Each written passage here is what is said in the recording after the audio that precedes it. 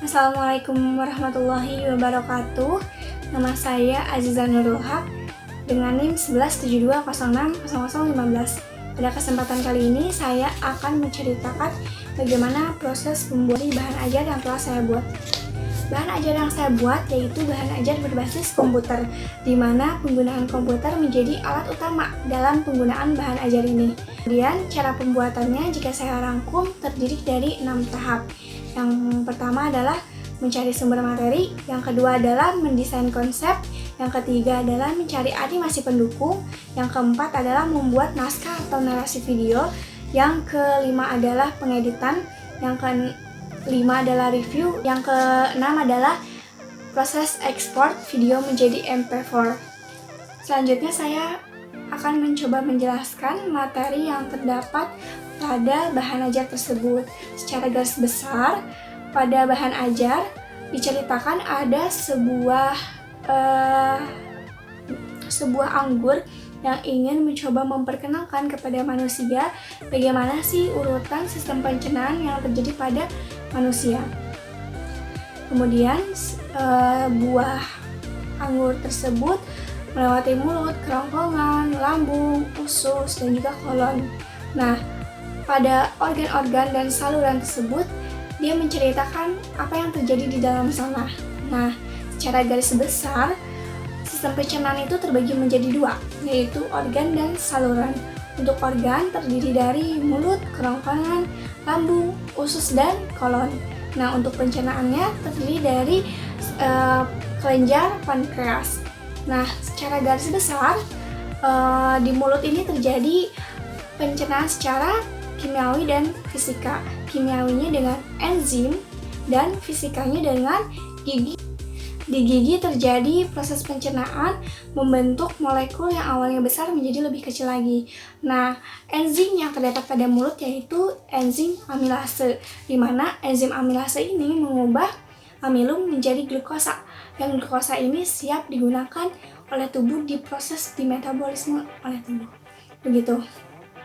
Dan yang kedua masuk ke kerongkongan. Kerongkongan ini berupa saluran panjang yang dia fungsinya hanya menghubungkan antara mulut dan lambung, yaitu menggerakkan makanan secara peristaltik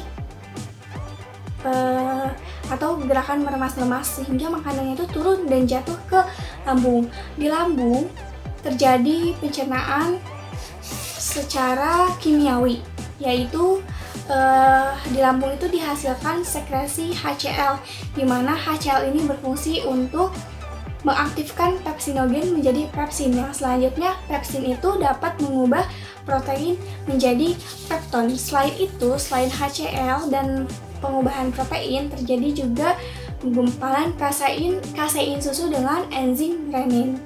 Nah, pada lambung juga terjadi gerakan peristaltik untuk mengaduk makanan. Kemudian di usus terjadi pencernaan lemak dan protein.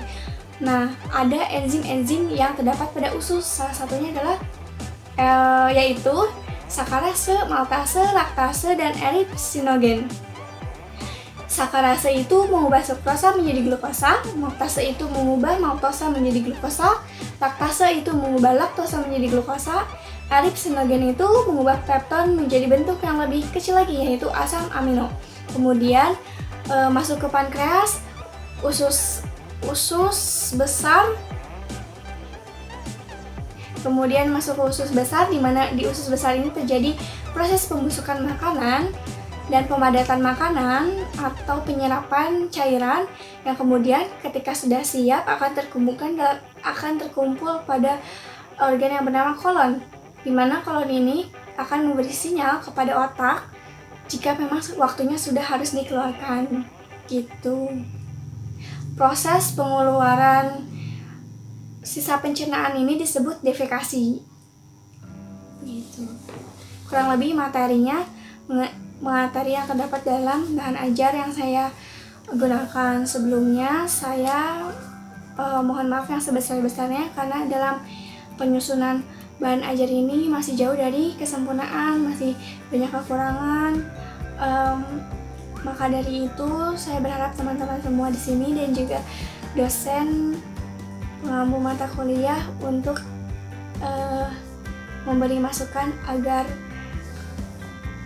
saya dapat membuat bahan ajar yang lebih baik lagi untuk kedepannya. Demikian penjelasan dari saya mengenai bahan ajar yang telah saya buat.